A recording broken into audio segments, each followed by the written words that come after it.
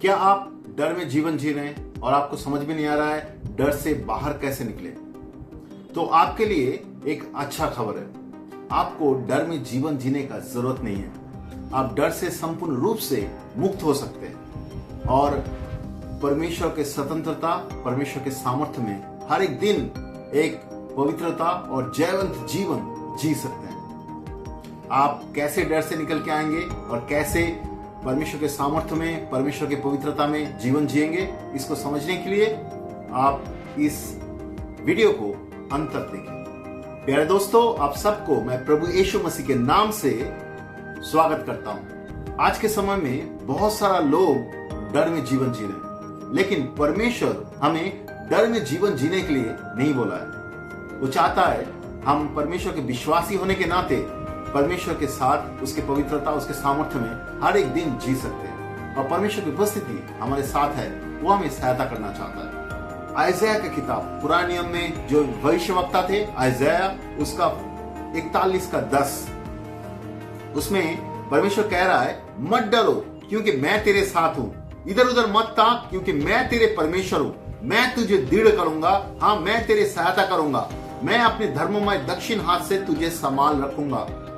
ये सिर्फ एक अच्छा वचन नहीं है, ये परमेश्वर का वादा है। परमेश्वर आपको बोल रहा है आज के दिन कि आपको डरने का जरूरत नहीं है। परमेश्वर आपके साथ है, वो आपको संभालेगा, वो आपको रक्षा करेगा, वो आपके साथ है। आप अगर परमेश्वर का विश्वासी है, आप अगर प्रभु यीशु को अपने जीवन में ग्रहण किया है, पापों से मन परिवर्तन किया है, प्रभु यीशु को ग्रहण किया है, उसके आत्मा को ग्रहण किया है, उसके साथ लगातार चलते हैं, तो आपको डर में जीवन जीने का जरूरत नहीं है, क्योंकि परमेश्वर आपके साथ है। वो आपको संभालेगा, वो आपको सहायता करेगा, वो आपको रक्षा करेगा।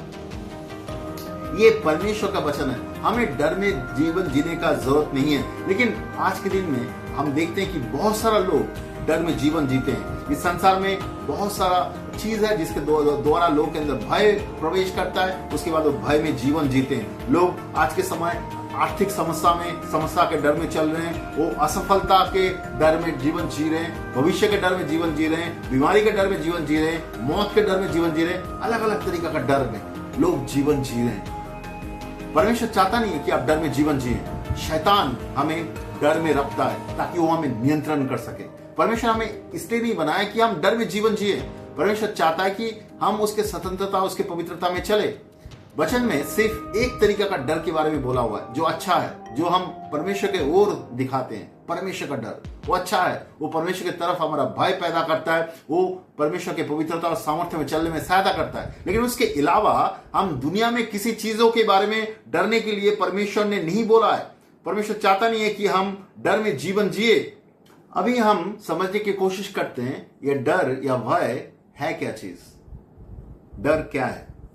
डिक्शनरी के अनुसार अगर हम जाएंगे तो हमें पता चलेगा डर एक तरीका का भावना है जो खतरा या कोई हानि या दर्द या कोई आशंका से हमें रक्षा करने के लिए परमेश्वर ने दिया है। ये डर एक तरीका का भावना है जो परमेश्वर ने हमें दिया है। ये भावना क्यों दिया है? ताकि ये हमें रक्षा करे, कोई हानि या कोई दर्द या कोई खतरा से हमें रक्षा करे। समझने की कोशिश कीजिए। जैसे मान लीजिए कि आप एक पहाड़ी के बहुत ऊपर चोटी में जाके खड़े हुए, पहाड़ी के ऊपर जाके खड़े हुए और ऊपर से नीचे दिखाई दे रहे हैं, जो नीचे जो वैली है वो दिखाई दे रहा है आपको, तो आपको मन में शायद डर आएगा, तो आप संभाल के चलेंगे। चलना चाहिए आपको, संभाल के चलना। परमेश्वर हमारे अंदर डर दिया हुआ है ताकि हम खतरा में ना गिरे। आप कोई आग देखते हैं, आग देख के अपने आप को संभालते हैं कि आपके शरीर में आग ना लग जाए, तो हमारे मन में थोड़ा सा डर आता है कि हम थोड़ा संभाल के रहें। तो ये डर एक्चुअली एक भावना है जो परमेश्वर ने हमें दिया है ताकि वो हमें रक्षा कर पाए, हम अपने आप को रक्षा कर पाए। ये अच्छाई के लिए दिया हुआ है। लेकिन शैतान इस डर को इस्तेमाल करता है। भाई एक तरीके का चेतावनी है, तो चेतावनी की तरह काम करता है हमारे जीवन में, जो हमें रक्षा करने के लिए काम करता है। अब एक गलत जो चीजों से वो हमें बचाता है। लेकिन शैतान ये डर को इस्तेमाल करना चाहता है हमारे जीवन में ताकि हम लगातार डर के जीवन जिए और वो हमारे जीवन को नियंत्रण कर सके। आप कभी किसी चीजों से डर जाना वो अलग चीज है, लेकिन आप लगातार डर में जीवन जी रहे, वो परमेश्वर से नहीं है। आप अचानक कुछ चीज देखा, उससे थोड़ा सा डर लगा, उसके बाद आप वो डर चला गया आपके मन से, वो साधारण है, वो हो सकता है आपके जीवन में, लेकिन आप लगातार आपके मन में डर के सोच में जीवन जी रहे हैं, डर के समझ में जीवन जी रहे हैं, वो परमेश्वर से नहीं है। आप सोने से आपके अंदर डर आ रहा है, आप काम करने जा रहे हैं आपके अंदर डर आ रहा है, आप बात करने जा रहे हैं आपके अंदर डर आ रहा है, वो परमेश्वर से नहीं है, वो शैतान से है। शैतान आपको डर में रखता है ताकि वो आपको नियंत्रण कर सकता है। अभी हम देखने वाले हैं कि एक अच्छा डर परमेश्वर हमारे अंदर देता है। परमेश्वर का भय, वो अच्छा डर है, वो परमेश्वर हमें देता है। नीति वचन का 1:7 में है कि यहोवा का भय मानना ज्ञान की आदि है। परमेश्वर चाहता है कि हम उसको भय करें, उसको डरे। वचन में ये एक चीज के बारे में डर हमारे वचन में लिखा हुआ है, ये अच्छा है कि हम परमेश्वर के डर में जीवन जिए।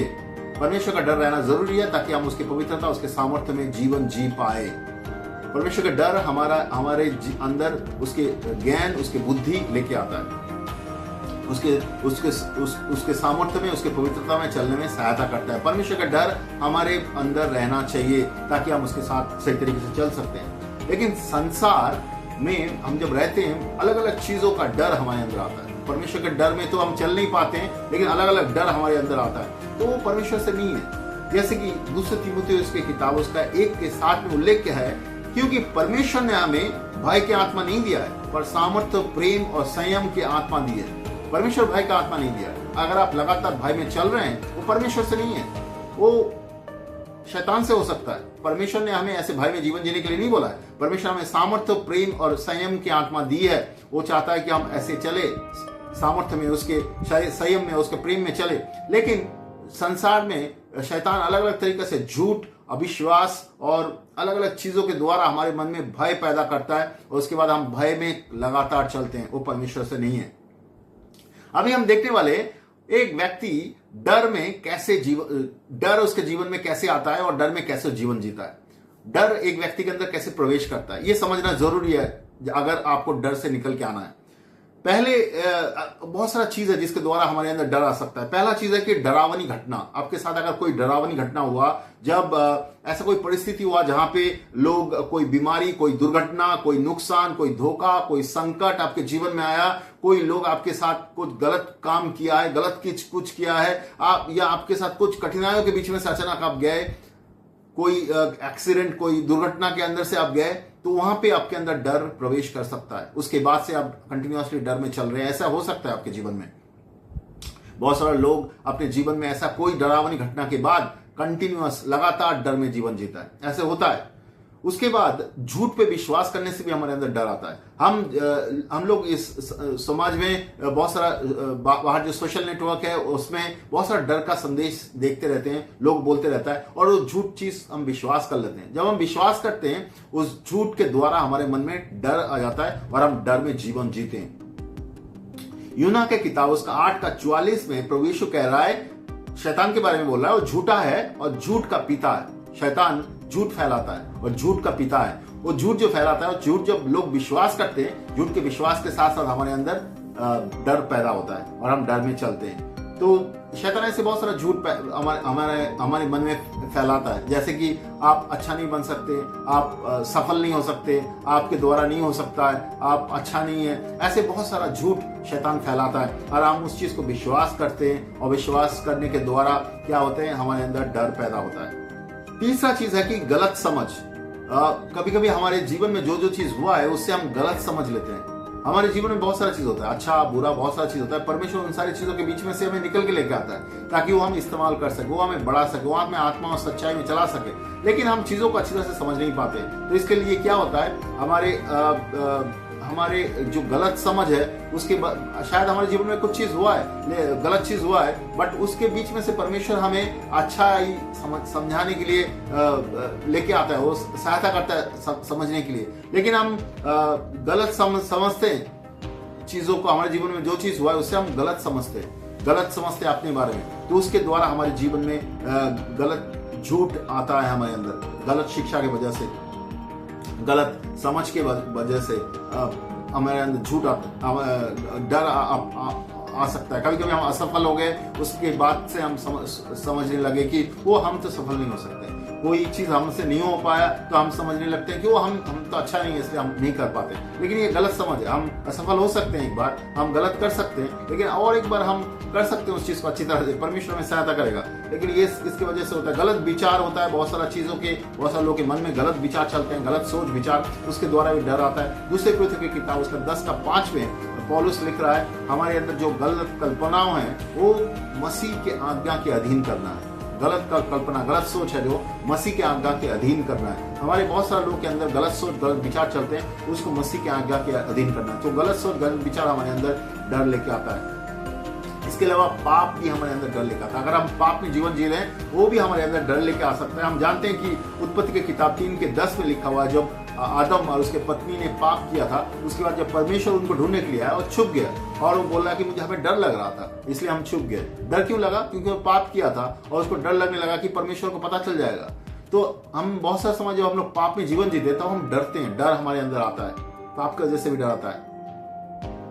इसके अलावा हम जब संदेह करते हैं परमेश्वर के वचनों पे, परमेश्वर का अच्छाई पे, परमेश्वर जो बोला है हमें उसके ऊपर, और परमेश्वर के विश्वास करते हैं, उसके द्वारा भी हमारे अंदर डर पैदा होता है। परमेश्वर जो हमें बोला वो हम भूल गए और हमारे आसपास में जो हो रहा है उस चीज को हम विश्वास करने लगे, और परमेश्वर जो वादा किया था, परमेश्वर जो हमें रक्षा कर रहा है, वो सारी चीजों को हम भूल रहे हैं, परमेश्वर का अच्छाइयों को भूल रहे हैं। उसके द्वारा भी हमारे अंदर डर पैदा होता है।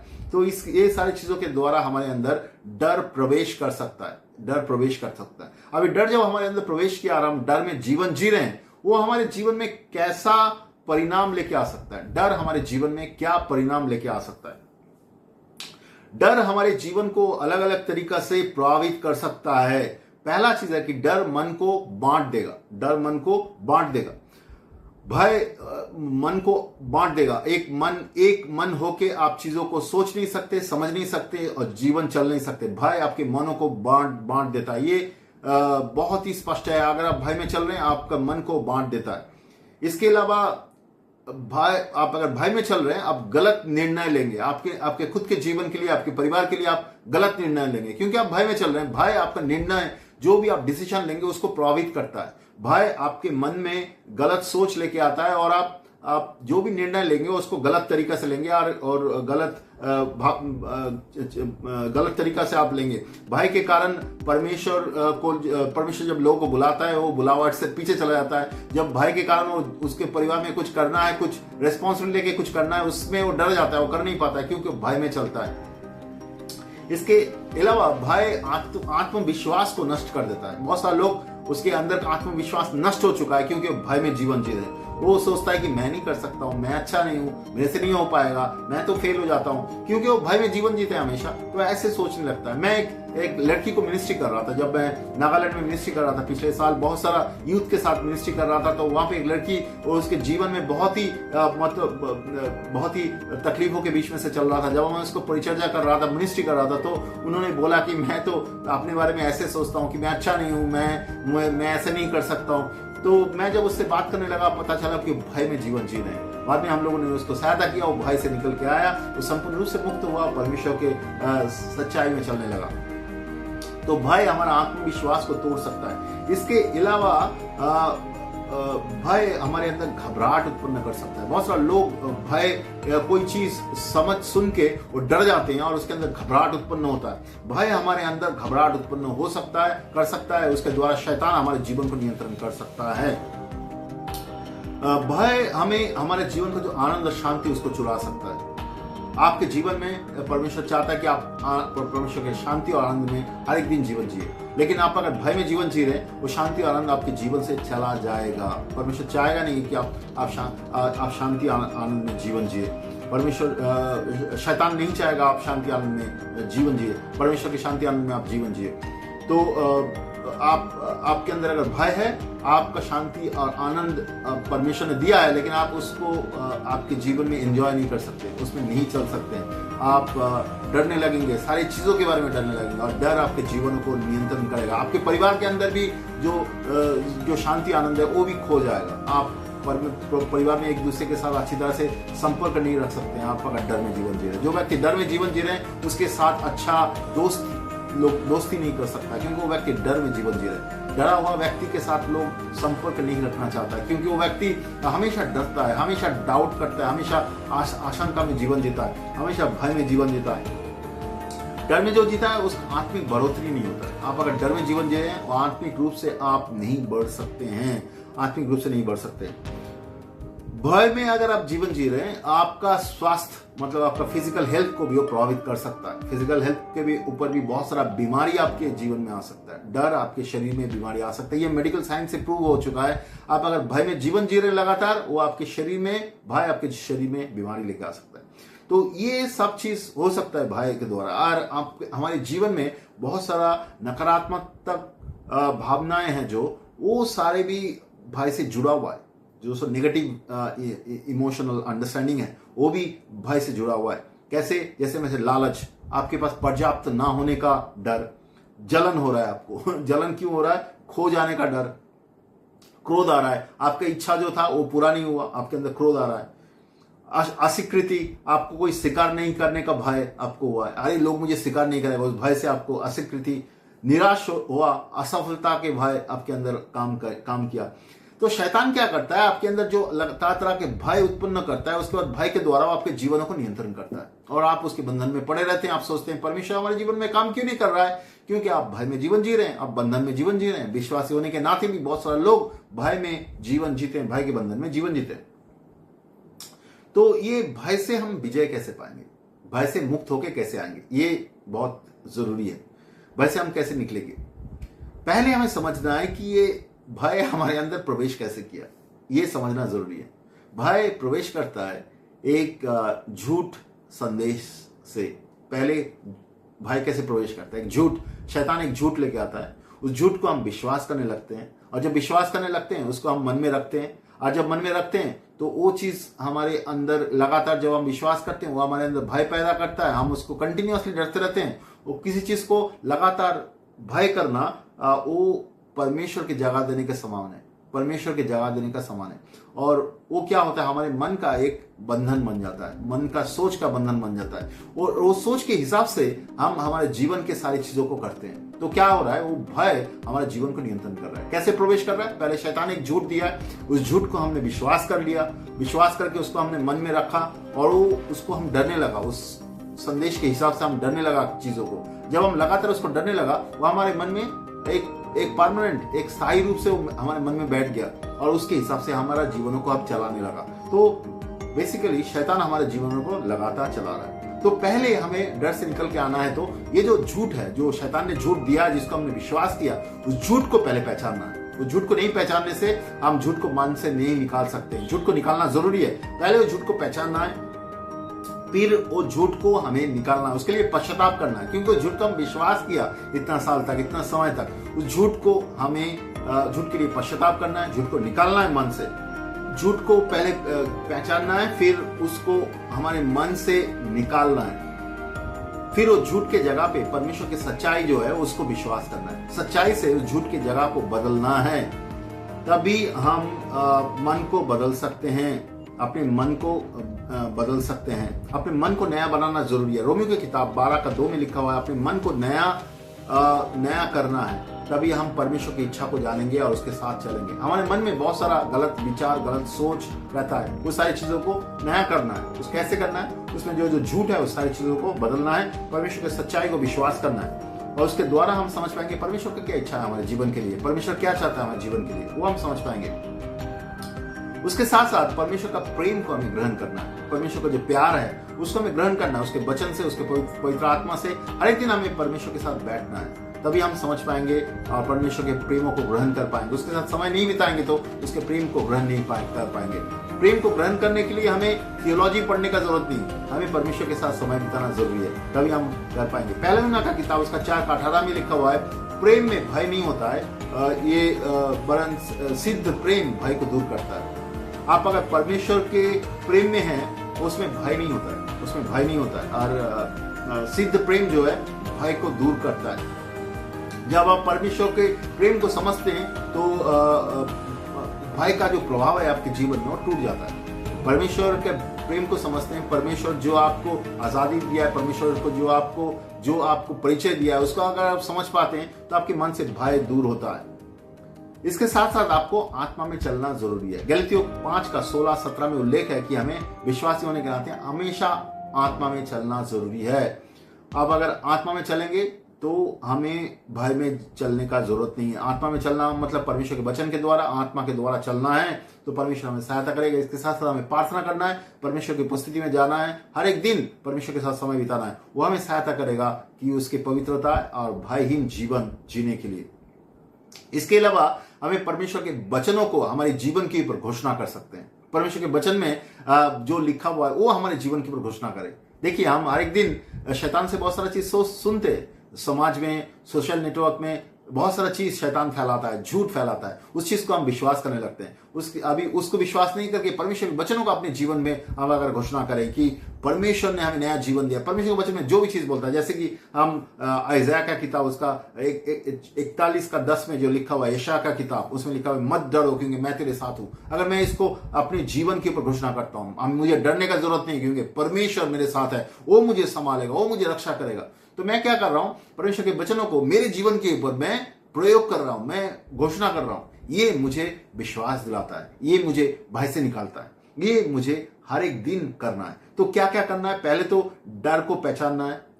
जो झूठ से डर आया हुआ है मेरे मन में, उस झूठ को निकालना है, उसके लिए पश्चाताप करना है और वहां पे उसके लिए प्रार्थना चाहिए तो और किसी व्यक्ति के साथ सहायता मांगना है। जो विश्वासी हो आपको सहायता कर सकता है झूठ को निकालने के लिए, आपके लिए प्रार्थना करने के लिए। कभी कभी वो बंधन इतना अंदर गहराई तक रहता है, वो हमें निकालने के लिए कोई व्यक्ति का सहायता चाहिए, कोई दूसरा विश्वासी का सहायता चाहिए, वो आपको सहायता कर सकता है या आप अपने आप भी कर सकते हैं। उसको निकालिए, उसके बाद परमेश्वर के वचनों को आपके मन में रखिए। उसके साथ साथ मन में जो भी गलत सोच विचार है उसको बदलिए परमेश्वर के वचनों से। इसके अलावा आप परमेश्वर के साथ समय बिताइए। जब परमेश्वर के साथ समय बिताएंगे, परमेश्वर के पवित्रता, परमेश्वर का प्रेम आपके जीवन में आएगा। वचन में लिखा हुआ है परमेश्वर का प्रेम हमें भय को दूर करता है। उसके प्रेम को ग्रहण कीजिए, आपको भय पाने का जरूरत नहीं है। इसके अलावा आपको आत्मा में चलना जरूरी है। हर एक दिन आप परमेश्वर के वचनों को अपने जीवन के ऊपर घोषणा करना जरूरी है। ये सारी चीज आपको सहायता करेगा एक भयहीन जीवन जीने के लिए। और आपको भय में जीवन जीने का जरूरत नहीं। परमेश्वर हमें भयहीन जीवन जीने के लिए बुलाया है। भयहीन जीवन, भय से मुक्त जीवन, एक पवित्रता का जीवन, स्वतंत्रता का जीवन और परमेश्वर का विक्टोरियस जीवन, एक जयवंत जीवन हर एक दिन आप जी सकते हैं। भय में आपको जीवन जीने का जरूरत नहीं। कोई भी विश्वासी को भय में जीवन जीने का जरूरत नहीं है, क्योंकि प्रभु यीशु ने हमारे पापों के लिए क्रूस पे जीवन दिया है और हमें भय से मुक्त करने के लिए जीवन जीवा है। उसके बाद उसको गाड़ा गया और 3 दिन बाद जी उठा। हमें उसके सामर्थ्य, पवित्र आत्मा के सामर्थ्य हमें दिया हुआ है। पवित्र आत्मा, परमेश्वर की आत्मा हमारे अंदर रहता है। हमें भय का जीवन जीने का जरूरत नहीं है। हम परमेश्वर के सामर्थ्य में हर एक दिन जीवन जी सकते हैं। आपको अगर मिनिस्ट्री का जरूरत है जिसके द्वारा आप भय से निकल के आना चाहते हैं, तो आप हमारे साथ संपर्क कर सकते हैं। हम आपको ऑनलाइन मिनिस्ट्री के द्वारा सहायता कर सकते हैं। इसके अलावा अगर आपको कोई भी चीज़ का सहायता जरूरी है, आप नीचे कमेंट बॉक्स में लिख सकते हैं या हमारे साथ व्यक्तिगत रूप से कांटेक्ट कर सकते हैं। हम सहायता करेंगे आपको भय से मुक्त होके एक पवित्रता, स्वतंत्रता और भयहीन जीवन जीने के लिए। मैं विश्वास करता हूँ परमेश्वर आपको सहायता करेगा इस वचन के द्वारा। धन्यवाद।